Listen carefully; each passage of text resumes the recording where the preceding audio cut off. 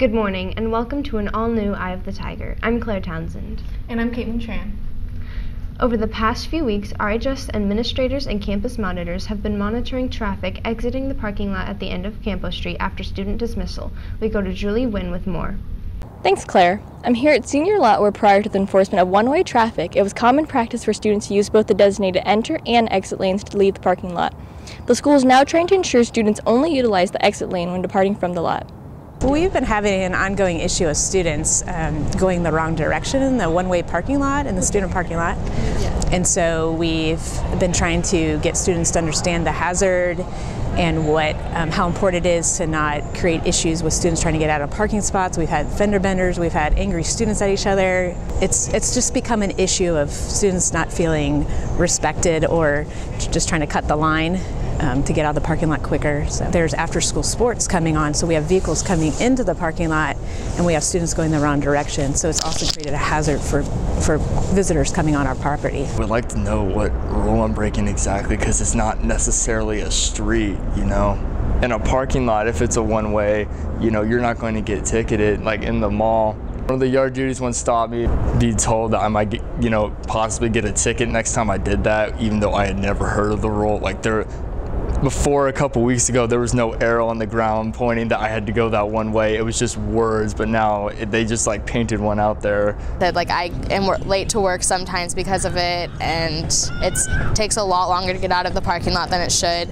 So I think it's annoying. There's also like people trying to back out and get in the line to like exit, and there's people like not letting other people back out to like go, so like it makes it even more harder and people are getting frustrated, and I think like a lot more car accidents could like happen. I feel like it actually takes longer now to get out of the parking lot because the way we did it before where like it was a zipper and people would go one after the other, I thought it was pretty efficient, and now that everyone has to go one way, it's just frustrating to get out of the lot. I understand like why admin would do that in the first place, just because it is like legally that's not the way we're supposed to go, but just because it's worked so well for us in the first place, I just don't know why they're changing it now. For more on the story, visit our website or check out yesterday's print edition of Eye of the Tiger. And now we go to Natalie Russell with sports. Good morning and welcome to this Tuesday's edition of EOTSN. I'm Natalie Russell. This year, the JV football team went 10-0 in league, the second time in 3 years.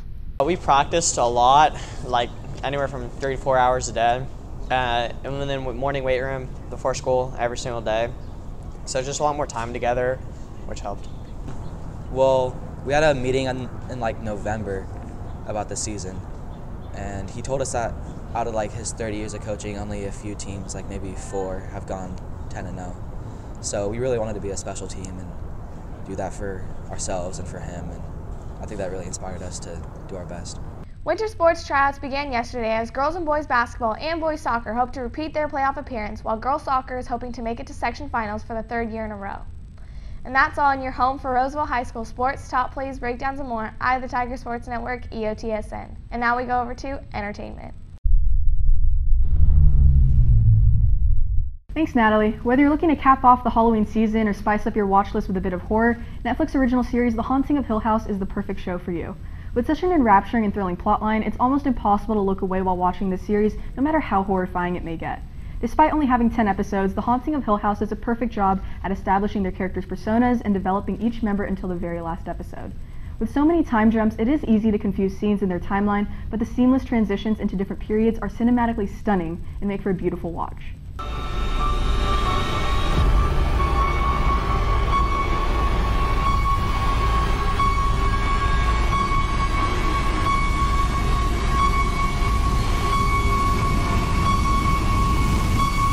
Even if horror isn't your thing, the familial undertones are enough to warm your heart, even if it does get a bit gruesome at times. And while there are a good amount of jump scares, each episode does a phenomenal job at building dread and suspense that keep you at the edge of your seat. The plotline itself is just so inherently terrifying and mind-blowing, it makes for the perfect show to end the spooky season, or even a nice weekend binge. And now we go back to news. Thanks, Cam. An RHS senior is launching her professional career from the runway. Senior Emma Erdman is in the process of finding her place in the professional modeling world. Thus far, she has participated in multiple professional shoots and several live fashion shows. Erdman faces a lot of competition during her climb. Each casting call you go to, there's tons of girls who are wanting the same exact thing you want. And you just have to set yourself apart from all of them, which can be very difficult. But over time, going to different ones, I've learned how to set myself apart. She is able to create new connections with a variety of people. My favorite part about modeling would probably be just to meet everyone.